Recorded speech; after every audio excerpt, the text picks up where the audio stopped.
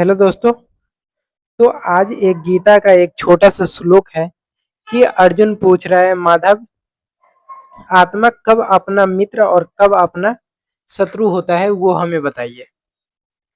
तो अर्जुन प्रश्न पूछता है कि जब जीव आत्मा स्वयं का मित्र व स्वयं का शत्रु होता है तो भगवान इसका जवाब देते हुए कहते हैं कि जब मन सन्निहित इंद्रिया के अधीन है, जब हमारा मन, ये पांच इंद्रिया होती है, आंख, कान, नाक, मुंह एवं त्वचा, इसके अधीन होती है, किसी आदतें या बुराई, ईर्ष्या, दोष के अधीन होता है। जैसे किसी बुरी आदत के अधीन होता है, कोई हम बुरा कार्य करते हैं तो उसके अधीन मेरा मन होता है। जब मन हमारा इस इंद्रियों के अधीन होता है तो हमसे मन बुरा काम करवाता है। जैसे कि वो किसी को चिढ़ाना, किसी को गाली देना, किसी को फ्री में परेशान करना। जिसमें मन को जीत लिया, ईर्ष्या द्वेष के अधीन होता है मन, तो उस टाइम मन शत्रु होता है। जिसके मन को जीत लिया, वो ऐसा पुरुष मान अपमान, सुख दुख, सर्दी गर्मी, मन को शांत रख परमात्मा स्मृति में समा जाता है। जो व्यक्ति अपने आत्मा को अपने बस में कर लिया, वो परमात्मा के अधीन हो जाता है, परमात्मा में समा जाता है।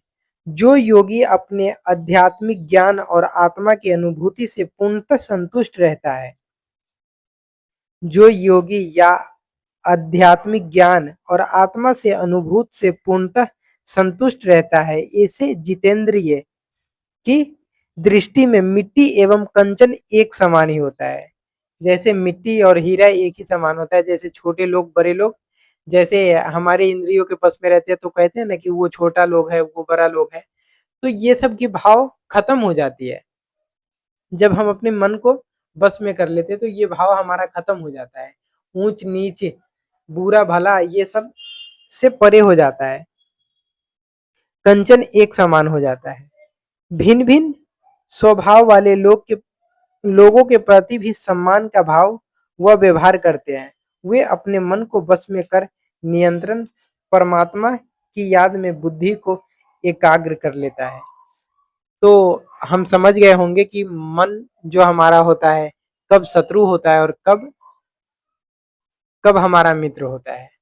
तो मन जो हमारा होता है, मन जब हमारा बुरा काम करवाता है, किसी को फालतू में परेशान करना, गाली देना, ये वो दिस डेट करना, तो मन उस टाइम हमारा शत्रु होता है। और जिस टाइम मन हमसे अच्छी अच्छी काम करवाता है, किसी का सेवा करवाता है, सर्दी गर्मी में मन शांत रहता है, तो ये स्मृति यादें में समा जाता है। जो योगी आध्यात्मिक ज्ञान और आत्मा से अनुभूति में पूर्णतः संतुष्ट रहता है, इसे जितेंद्रिय दृष्टि में मिट्टी एवं कंचन एक ही समान रहता है। तो जिसके द्वारा कभी ऊंच नीच का भाव खत्म हो जाता है, उसका मन, वो मन अपना मित्र होता है। तो ये भावार्थ आप लोगों को अच्छा लगा हो, अच्छी लगी हो तो लाइक एंड सब्सक्राइब जरूर कीजिएगा। धन्यवाद।